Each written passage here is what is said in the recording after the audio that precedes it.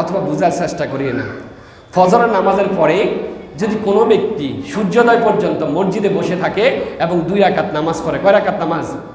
হযরত আনাস ইবনে মালিক রাদিয়াল্লাহু তাআলা থেকে বর্ণিত, বিশ্বনবী সাল্লাল্লাহু আলাইহি ওয়াসাল্লাম বলেন, মান সাল্লা গাদাতা ফি জামাআত, যদি কেউ 2 রাকাত অর্থাৎ জামাতের সহিত ফজর সকালবেলার নামাজটা আদায় করলো, সুম্মা কাআদা ইয়াজকুরুল্লাহ, এবং আল্লাহর জিকিররত অবস্থায় মসজিদের মধ্যে বসে থাকলো, হাত্তা তাতলু শামস, যতক্ষণ পর্যন্ত সূর্যোদয় না হয়, সুম্মা সাল্লা রাকাতাইন, তারপরে তিনি 2 রাকাত নামাজ পড়লেন, কানাত লাহু কাআজরি হাজ্জা ওয়াল উমরাহ, এই 2 রাকাত নামাজ পড়ার কারণে, অর্থাৎ ফজর নামাজ পড়লেন ইমামের সাথে জামাতে, পড়ার পরে সূর্যোদয় পর্যন্ত জিকিররত অবস্থায় মসজিদে বসে রইলেন, এরপরে সূর্যোদয় হওয়ার পরে যদি কোনো ব্যক্তি 2 রাকাত নামাজ পড়ে, কয় রাকাত?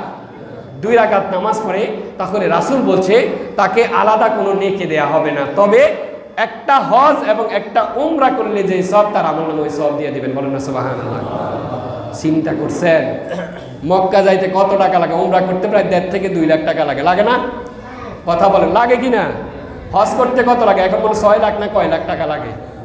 কিন্তু আপনি ফজর পড়লেন, তো ফজর নামাজে পড়ে না, ফজরের নামাজে তো পড়ে না, আবার 2 রাকাত নামাজ পড়ে কোত্থেকে? দেখেন না জানাজার মধ্যে হুমড়ি খেয়ে আসি পড়ে, উমুকে মারা গেছে, দৌড় দিয়ে তাড়াতাড়ি জানাজা দিতে হবে, কিন্তু তার আগের যে ওয়াক্ত নামাজটা আছে ওইটাই তিনি ভুলে গেছেন। প্রায় সময় একটা উদাহরণ দিয়ে বলি না, হুজুরে বলছে পাগড়ি মাথায় দেয়া কি সুন্নত, এমন খুশি হয়েছে লুঙ্গি খুলে পাগড়ি বাঁধিয়ে দিয়েছে, নিচে দিতে উনি ফরজ ছাড়িয়ে দিয়েছে, এটার আর খবর নাই। তো আপনি সুন্নাহগুলা তখনই আপনি করতে পারবেন, ফরজগুলা যখনই আপনি আদায় করবেন। যখন কোনো ব্যক্তি ফরজ আদায় করে তার সুন্নাহগুলো আদায় করা সহজ হয়ে যায়। যিনি ফজরের নামাজে আসে নাই তিনি সূর্যোদয় পর্যন্ত বসে থাকার সুযোগ আসেনি? কথা বলেন, আছে কি না?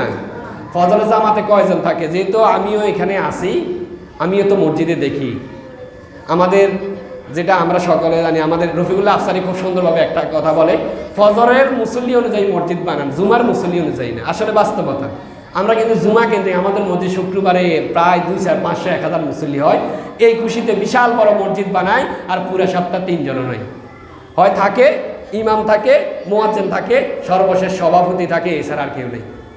এরকম মসজিদও আছে, আমি শুনেছি, আমি জানি এক জায়গায় আমাদের অত্র এলাকার ভিতরে আছে, আমি বলবো না, এখানে এইরকম আছে, ইমাম একা একা আজান দেয়, একা একা নামাজ পড়ে, মুসল্লি একজন আসে না ফজরের সময়, নাউজুবিল্লাহ আসে না।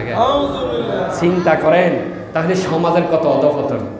আমাদের বাইরা যারা আছি, মহিলারা ঘরে নামাজ পড়বে, পুরুষ তো মসজিদে আসবে, এটাই তো নাকি?